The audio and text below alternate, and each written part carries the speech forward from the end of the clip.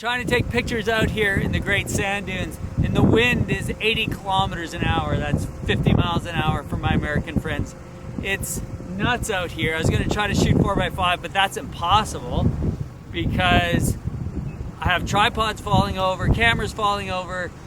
So I've gone to just using my digital Hasselblad, and I'm going to use that for the next little while and see what I can get.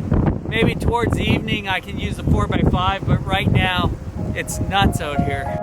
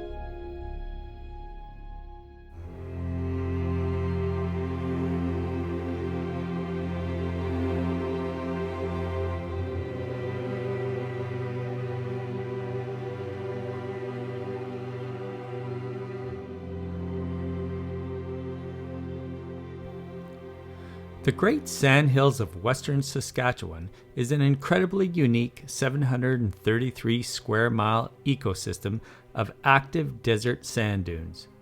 While some of the dunes are open sand, constantly changing their shape and form, other parts are covered by native prairie grasses and trees.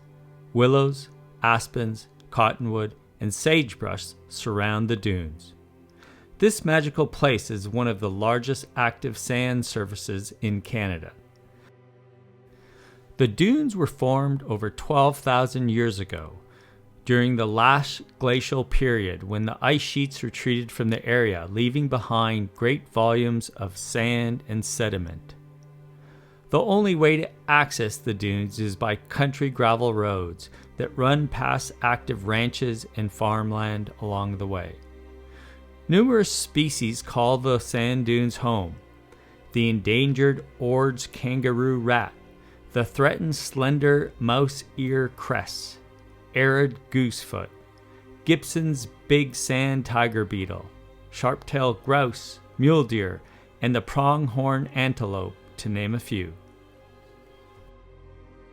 I traveled to the Sandhills late this summer to document this important and changing landscape of the Canadian prairies. Originally, the plan was to do a large format portrait of the dunes, but when heavy summer winds engulfed the area for the time I was there, I had to quickly change my photographic plans. I ended up doing all of the photography here on my medium format Hasselblad X1D II 50C megapixel camera with just the 45mm slightly wide-angle lens. Because of the blowing sand, it would be impossible to change lenses during this outing. The sand would get into every element of my photographic gear. Changing lenses would be impossible. Getting the grit-like sand on a sensor would surely mean scratching the sensor. I also kept that lens on the camera body until I got home, when I could properly clean the camera and lens with compressed air. The wonderful result of not being able to change lenses is it frees you up to concentrate on photography that will have the signature look of one lens. The work becomes all linked together with just one focal length. During assignments like this, I follow one rule closely, and that's follow the light. I look for patterns the light creates. I look for rim light, side light, backlight.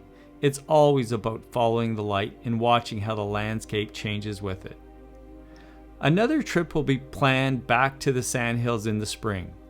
This work is part of my ongoing efforts to document important Western Canadian areas. Like the photographer Ansel Adams said, My hope is to provide a constant reminder of the need to protect these magical landscapes.